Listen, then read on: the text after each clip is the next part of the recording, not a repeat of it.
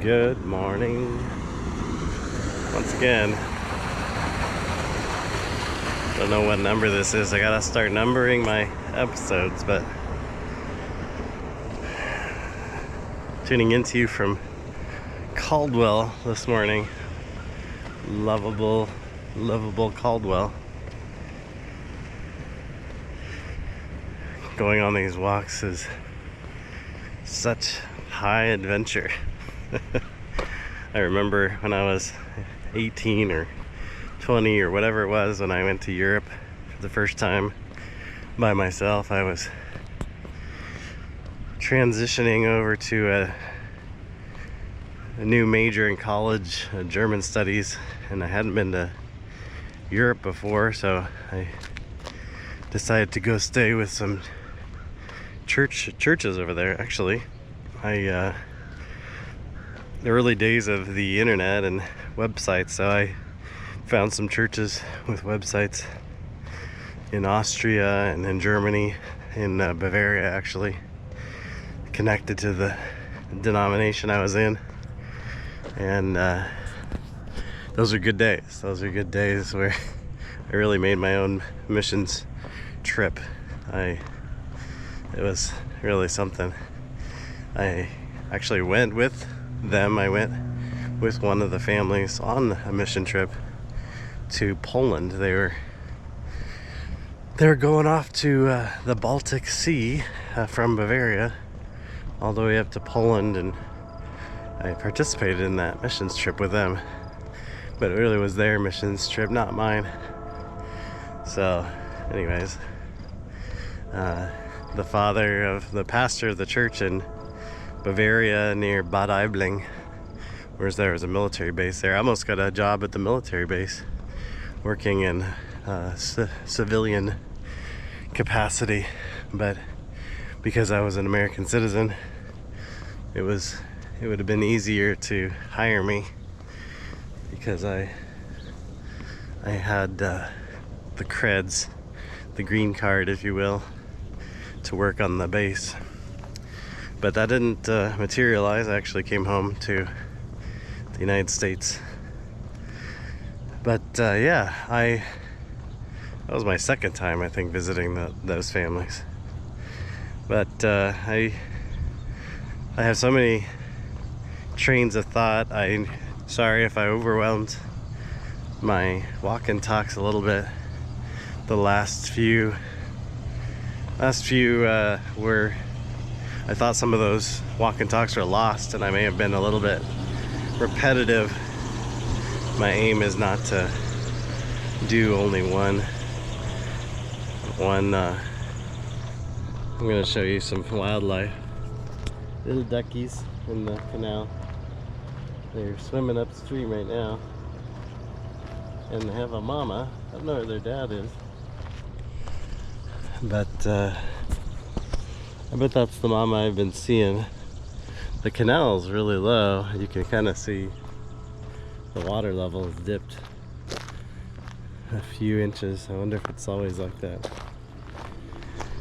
But this one we can talk about the Bible Presbyterian Church. We've got a little intro that doesn't really match up, but that's okay. These walk and talks are a little bit stream of consciousness anyways. But the Bible Presbyterian Church, I could go back and do a little bit more of that testimonial, and I'll definitely do that soon. But I want to talk about how I got in the Bible Presbyterian Church and why I love the Bible Presbyterian Church. What's so great about it? The Bible Presbyterian Church was founded in right around 1938. In 35, J. Gresham Machen and his compatriot Carl McIntyre were both defrocked and excommunicated from the Presbyterian Church in America. The Presbyterian Church in America, which we call the PCUSA today. But the Presbyterian Church in America was was decidedly moving in a liberal direction, even syncretistic with the communist government in China. The missions, which famously had been started by Hudson Taylor and a lot of others, took part of that China Inland Mission, including the Presbyterian Church in America. And there was a woman who was a missionary to China, later became a Pulitzer Prize winner. Pearl S. Buck was a Presbyterian. She was a missionary, and she got famous off of her writing about her missionary times. Not all of the Presbyterians of that era are good. In fact, we have some marks on our history. We've got her. She openly critiqued the conservatives in the Presbyterian world and talked openly about how we could have a communist church in China. Well, they saw the writing on the wall. The communists wanted full control, and the crisis was how we would work with the new regime, because the nationalists had lost. Yes, the nationalists, and I know there are some of you out there who think that term is bad, but all of you Presbyterian historians who should know better should know that the nationalist government in China was actually good. It was the one that we were working with, and we should have prevailed, but the communists prevailed in China instead. And so it's never something in history that we wanted. We never wanted the communists to prevail over the nationalists. The nationalists were always decidedly more on the conservative side. Nationalism, even as an ism, is the idea that you love your patria, your fatherland, your country, the country you were born in, and that you would be loyal to that country. We should have that same ideology today in America, but I fear that we've come so far that we think that if you're patriotic, that somehow you are a nationalist, and that's basically a Nazi, and that to love your homeland, to love your fatherland is somehow twisted and perverted.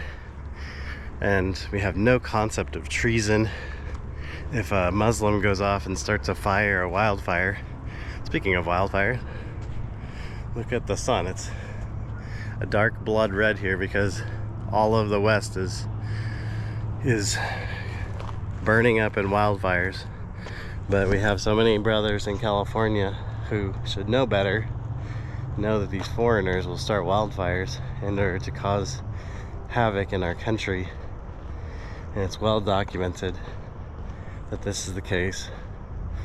But if you are against having foreigners here because you want to protect your country where you live, then somehow you are a Nazi. I don't intend to get into that, but it's in a sense really the ethic of the Bible Presbyterian Church.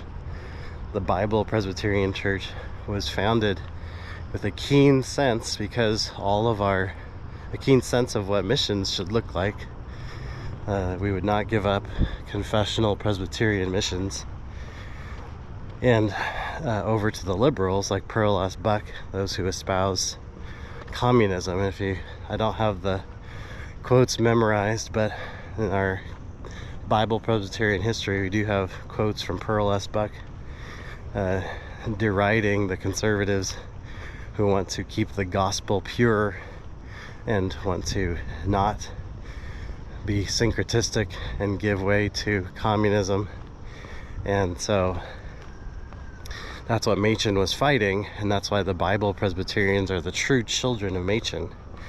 There are those who have read Christianity and Liberalism, namely those in the OPC, and they think that's as far as Machen can be understood. That is not as far as Machen can be understood. Machen had a much broader sense of the church than most of the people in the OPC realize. I think he would actually find the OPC probably quite concerning because of there being too high a sense of the Orthodox position of the church. What a lot of people don't know is that Machen was openly teaching and speaking at the Moody Bible Institute.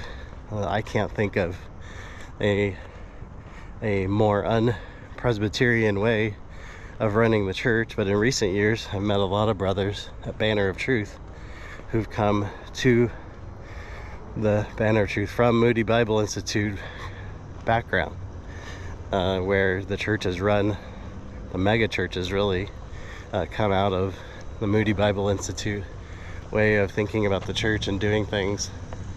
The mega church movement, running the church like a business. There's a time in my life when I said, oh, we should run the church like a business and do all the things that a business would do, marketing and do sort of demographic studies, see what people want, see what moves people.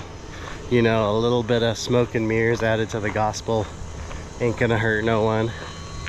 And so that's all sort of an ethic that you get out of something like the Moody Bible Institute. But Machen had a broader coalition of people that he thought to work with, and part of that coalition, I know I won't get to the whole history of the BPC in this little walk and talk, but I'll give you the basics. And this is what the OPC brothers will not teach you in the history that they've written. Hart and Muther do not properly cover this. They may think they do, but they don't. When I read their history, I had no concept of this until I later read the BPC history, that the International Presbyterian Board of Foreign Missions, that board, which was started by Machen, which was the reason Machen was defrocked. He was kicked out because he refused to give up that Board of Foreign Missions. Was almost entirely run by men who later ended up in the BPC. Presbyterian men, good men, but almost diametrically opposed to those at Westminster Seminary in eschatology. Most of the men who were in missions were not amillennial, but were historic premill. And you can go look at the board and the makeup of the board if you're in the OPC and you want to be honest about your history. You should ask yourself, why is it today that the Bible Presbyterians still have their hands in the same board that Machen was defrocked for, and the OPC has nothing to do with it? It's because it was never their agency. They never loved the Presbyterian Foreign Mission Board like Machen did. And so the Bible Presbyterians are much closer to Machen. We always, one thing I found out joining the Bible Presbyterian Church, there's a much higher sense of I think a more accurate sense of Machen being our father of our denomination than even the OPC. Now, you know, do we want to unite and divide over that? No, but we should tell the truth about our history. And history should not be written by the victors, as we say.